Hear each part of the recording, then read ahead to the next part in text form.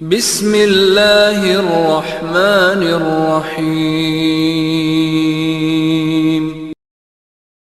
In the name of Allah, the most gracious, the most merciful. পরম করুণাময় এবং অসীম দয়ালু আল্লাহর নামে শুরু। দেশের বিভিন্ন এলাকা থেকে যারা এখানে রাত জেগে আমাদের এই কথাগুলো শুনতে আসছেন এবং ভিতরে অভ্যন্তরে মা বোনরা যারা আছেন আমাদের এই কথা শোনার জন্য আপনারা এখানে সমবেত হয়েছেন, প্রত্যেকের প্রতি আমি আমার সালাম জানাচ্ছি। আপনি যদি সকাল সন্ধ্যায় ওই কিতাবটা দেখেন এবং আল্লাহর কাছে তওবা করেন, ভুল ভ্রান্তি থাকে, আপনি সকাল উঠে কি কাজ করবেন চিন্তা করে নেন, ওর ভিতরে কোনো ভুল কর্ম আছে কিনা, তাহলে আপনি কিন্তু পাঠিয়ে যাবেন সুস্থ হতে। আল্লাহ কিন্তু কয়াইতেছে লা তামুতুন্না ওয়া আনতুম মুসলিমুন। এই এর বাংলা অর্থ কি, যে যতক্ষণ পর্যন্ত তুমি মুসলিম না হওয়া ততক্ষণ পর্যন্ত বইয়ে আরে আমার না বা মুসলিম, আমি মুসলিম না আল্লাহ, আমি তো মুসলমান নিয়ে খাত না নিছি, গরুর মাংস খাই, আমি মুসলিম না। হ্যাঁ, কিন্তু আল্লাহ তো এর কয়নি। তাহলে দেখেন মুসলিম বলতে কি বুঝাইছে। রাসূলের একটা হাদিসে বলা আছে যে প্রত্যেকটা শিশুকেই আল্লাহ মুসলিম করে জন্মায়। তাহলে হিন্দুর ঘরে জন্মালো মুসলিম, তার নামাজও লাগে না, রোজাও লাগে না, আগেও সোজা লাগে না, মুতাও লাগে না, হ্যাঁ মুতেও পরিষ্কার করা লাগে না, তাহলে সেই মুসলিম হয় কি করে? রাসূলের হাদিসে আছে আল্লাহ প্রত্যেকটা শিশুকে মুসলিম করে জন্ম দেয়, মা বাবাই তাদেরকে বিভিন্ন দিকে নিয়ে যায়, তাহলে মুসলিম কি করে হয় সে? তাহলে মুসলিম জিনিসটাকে এখন আপনারা বসে বসে চিন্তা করেন, বলতে পারবেন কি? ওই বাচ্চাটা যে জন্ম দেয় মা বাবা, হ্যাঁ, সে বাচ্চাটা পাপি খায় না নিষ্পাপ থাকে?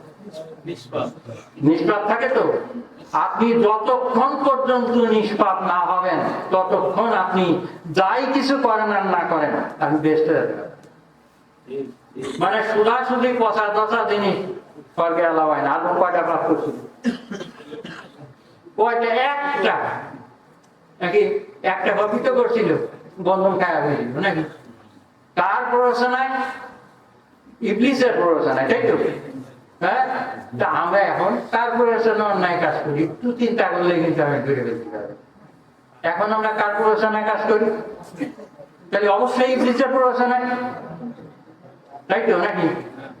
তাহলে আমি যদি ইবলিসকে বন্ধ না করা পারি, ওই যে বাদান বলছে যে আমি ওর মুরিদ করে ফেলেছি, ও আমার কিছু পড়াবার না, আমার কাছেও বৃত্তি পাবে না, আজকে আপনার কাছেও পারবে না।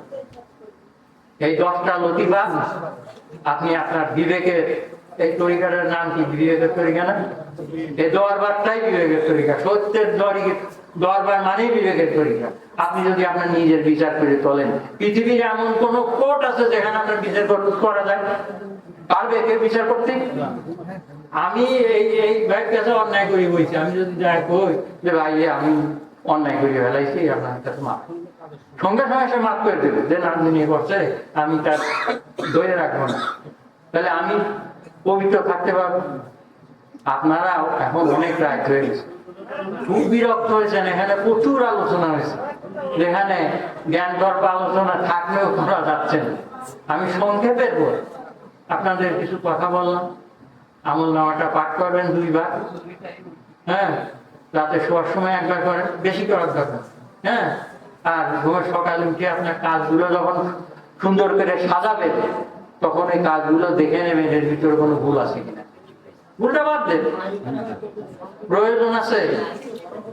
এই যে যমুনা গ্রুপ অফ ইন্ডাস্ট্রিজ এর মালিক, এই যে কত হাজার কোটি টাকার মালিক ছিল, কাটাও জানতো না, কিন্তু তার কি হয়েছে? করোনা হয়েছে।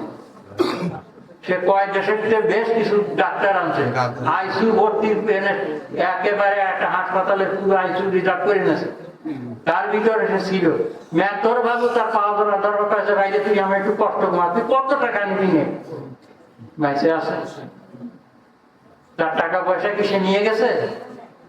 শোনেন, একটা শর্ট কথা আমি বলি। পৃথিবীর একজন বড় যোদ্ধা ছিল, তার নাম ছিল আলেকজান্ডার, দিগ্বিজয়ী আলেকজান্ডার যাকে বলা হতো। সে মানে পুরো পৃথিবী তার দখলে ছিল, ধরতে গিয়ে। সেই আলেকজান্ডার একটা নসিহত করছিল যে আমি তো যখন মারা যাব তখন তোমরা কি করবা, যে আমার কফিনটা বওয়াবা ডাক্তার যারা চিকিৎসা করে, মানুষের সেবা করে, এই ডাক্তার দিয়ে আমার কফিনটা বওয়াবা, আর আমার দুইখান হাত কফিনের বাইরে রেখে দিলাম এইভাবে ঠিক করি। হ্যাঁ, আর আমার যে হিরে মানিক মুক্ত জহরত আমার কোথায় এসে আছে সমস্তটা আমার পিছনে লাগাই দেবা, সন্ধ্যা শীতে পিছিয়ে যাবে, আমার নিয়ে কবরস্থ। দেখছেন, আমরা যত যার মায়া করি, যার চিন্তা ভাবনাই আমরা করি না করি, সেখানে নিয়ে যেতে পারবো কেউ? হাত দুইখানে এরকম করে দিয়ে দিয়েছে যে আমি সেই আলেকজান্ডার, যার ধনভাণ্ডার বলে কিছু মানে গুনার মতন কেউ ছিল না, হিরে মানিক মুক্ত রত্ন তার অভাব ছিল না, তারও কিন্তু চলে যাওয়া গেছে। আমি আপনি সবাই যাবো। আমি কিন্তু একবার দিয়ে আইসি ভাই, আইসির ভিতরে ছিলাম 4.5 দিন।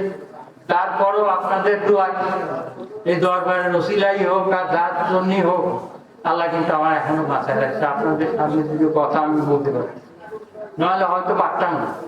আজকেও আসার জন্যই কুটি ভাই আমাকে বলতেছে যে ভাই আপনি কিন্তু আসবেন, বেশি কাপড় চোপড় নিয়ে আসেন, শীতের সময় এখন বলা যায় না কি অবস্থা হয়। এখানে আসেও আমি অসুস্থ বোধ করতেছি, কিন্তু এখন আপনাদের সাথে কথা বলতেছি আমার কিন্তু সেরকম একটা অসুস্থ বোধ হচ্ছে। আপনারা কি আমার কথা অখুশি হয়েছে? আমি কিন্তু এই দরবারের কথা, এই বাজানের কথা, আমি এক সময় আল্লাহ আছে, আমি ছোট সময় থেকে নামাজ কালাম পড়তাম 5 ওয়াক্ত, কিন্তু আল্লাহ আছে একটা সময় যায় কলেজে যায় পড়তে, যে ওই ডায়ালেকটিক মেটালিজম যেটাকে বলা হয়, বস্তুবাদ, এইদিকে ঢুকে গেল। যে কমিউনিস্টরা যা করে বেড়ায়, ওই কলেজে পড়া অবস্থা এটাই হলো। এবং অল্প কিছুদিনের ভিতরে বড় একজন নেতা হয়ে গেল, সেন্ট্রাল কমিটির vice president, senior vice president জাতীয় ছাত্র দল। এখন এত বড় একটা দায়িত্ব পায় ই করলাম। তখন এম.এন. রায় ছিল এই ভারতের একজন কমিউনিস্ট লিডার, সে রাশিয়ায় যায় কমিউনিস্টদের ভিতরে একজন লিডার হলো বড়, এম.এন. রায়।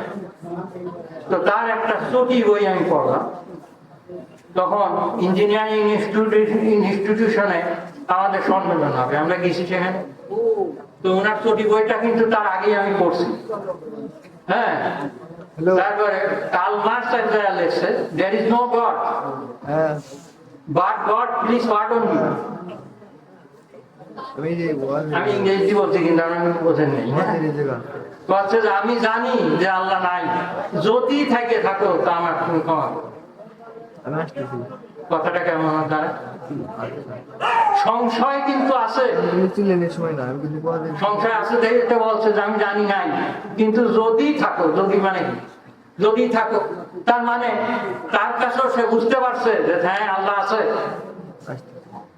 আল্লাহ নাই তা কিন্তু না, এই বিশ্ব ব্রহ্মাণ্ড একজন সৃষ্টি করছেন, তিনি রক্ষণাবেক্ষণ করতেছেন, তিনি আমাদের মৃত্যু ঘটাচ্ছেন, তিনি নিয়ে যাচ্ছেন, সবকিছুই তার দান। আমি আর আপনি কিন্তু কিছুই, আমরা শুধু একটা মোহগ্রস্তের উপর আছি, যে আমরা ধন সম্পদ, টাকা পয়সা, হ্যান ত্যান এইগুলো আছে, তা তো না। তারপর কিন্তু ব্যাসিস করে কেউ পারতেছে না। ওই যে যমুনা গ্রুপ অফ ইন্ডাস্ট্রিজের কথা বললাম, দিগ্বিজয় আলেকজান্ডারের কথা বলছি, সবাই কিন্তু চলে গেছে। কিন্তু এখান থেকে আপনি যা নিয়ে যাবেন, আপনি নিষ্পাপ হয়ে যখন না যেতে পারবেন ওই শিশুর মতো, ততক্ষণ পর্যন্ত কিন্তু আপনার রিলিজ নাই। আপনার ওই অগ্নিময় ধমনির কর্ম, অধর্ম, ওর ফল ভোগ করতেই হবে। সেই জন্য ভাই সব, আমার এই দরবারের তরফ থেকে আপনারা যারা মাইকে দূর থেকে শুনতেছেন তাদের প্রতিও আমার একটা অনুরোধ, এবং আপনারা যারা এখানে উপস্থিত আছেন তাদের প্রতি অনুরোধ, আপনারা কোন অন্যায় কাজের ভিতরে যাবেন না। অন্যায় দিয়ে অন্যায় কাজ করে যাই কিছু করবেন, তো আপনার সঙ্গে যাবে না, আপনার আমলনামায় যাবে আপনার সুকর্মটা। আপনি সৎ হয়ে এখান থেকে বিদায় নেন, আল্লাহর ইচ্ছা এখানে শান্তিতে থাকেন, পরকারও যাও আপনি শান্তিতে থাকবেন ইনশাআল্লাহ। এই গ্যারান্টি কোরআন, আল কোরআন দেশে আমরা এই কোরআনের দরবার থেকে আমরা আপনাদের এই কথাটা বলেই আমি আজকের বিদায় নেব। বেশ কিছু কথাবার্তা বলছি, আপনারা কিছু মনে করবেন না, আমার ভুল ত্রুটি হতেই পারে, বুঝলেন? তো আমার যদি ভুল ত্রুটি হয় তা আমার ক্ষমা করবেন। আর আমার জন্য দোয়া করেন যাতে আমি আরো সুস্থ দিক দেখে পাই এবং আপনাদের এই দরবারে আসতে পারি প্রত্যেক বছর, প্রত্যেকবার, প্রত্যেক সময় এবং কিছু কথা বলতে পারি। এইটুকু বলে আপনাদের কাছে ক্ষমা ভিক্ষা করে আমি আমার এবং দোয়া কামনা করে আমি আমার